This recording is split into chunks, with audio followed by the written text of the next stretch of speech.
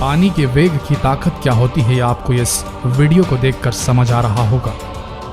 जब कोई नदी अपना रुख बदलती है, जब समंदर में सुनामी आती है और जब बादल फटते हैं, तो जो त्राही त्राही मचती है, जो तबाही मचती है, वो दिल दहला देने वाली होती है। सालों तक आपदाओं को याद किया जाता है, दशकों तक सरकारें इन आपदाओं को समझने के लिए रिसर्च करती हैं, ताकि अगर फिर जल प्रलय आए तो जान माल की सुरक्षा कैसे की जाए। ये तो हुई प्राकृतिक जल तबाहियों की बात।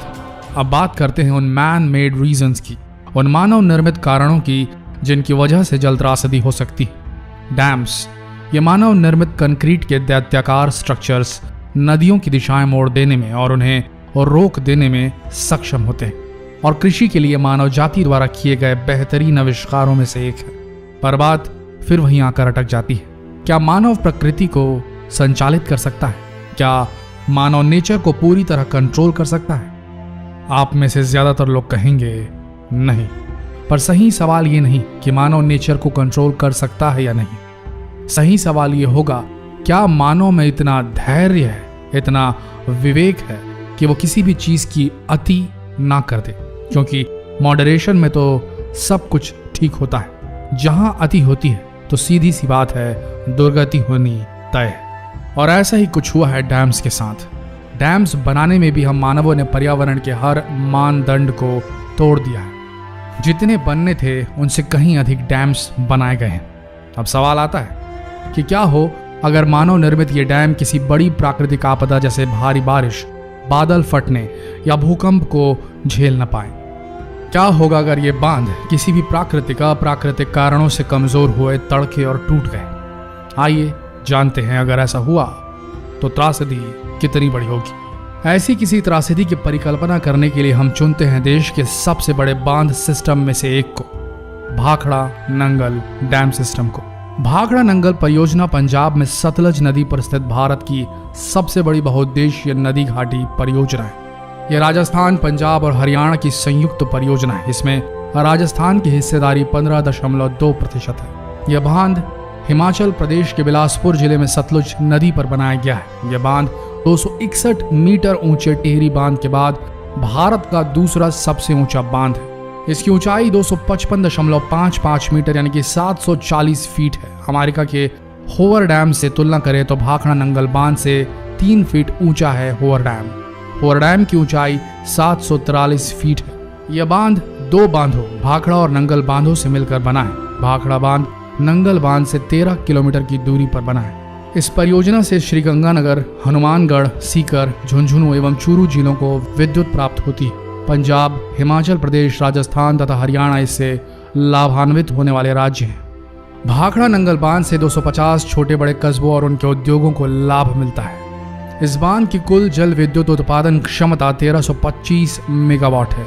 बांध से बिस्त दोआब नहर, सरहिंद नहर, नरवाना शाखा नहर आदि निकाली गई है। बांध का निर्माण सन 1948 में शुरू हुआ था और यह 1963 में पूरा हुआ।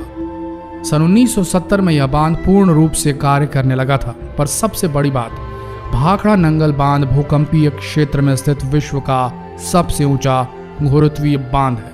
जी हाँ, यह सत्य है।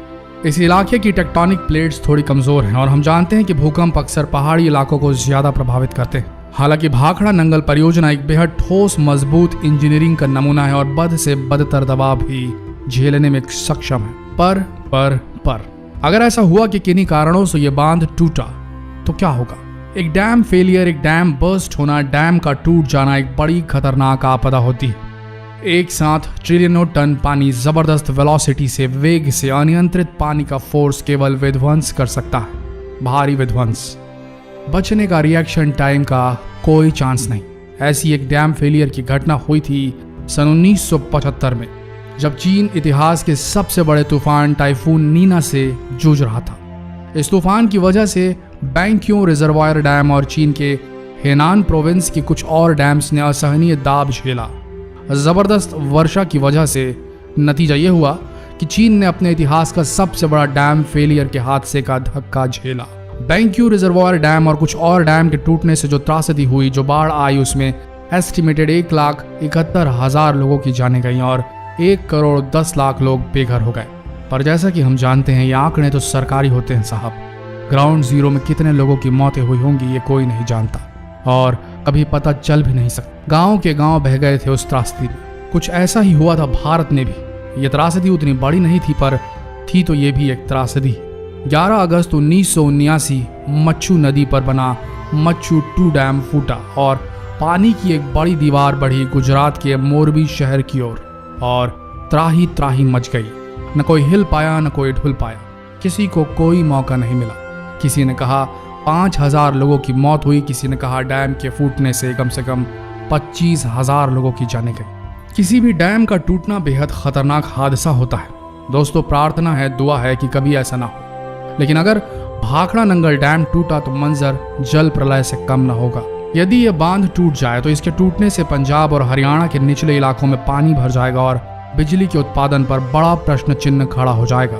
साथ ही लोगों की जान को भी खतरा होगा। इसके टूटने से सालों तक प्रभावित जमीन पर खेती नहीं की जा सकेगी, जिससे भारी नुकसान होगा।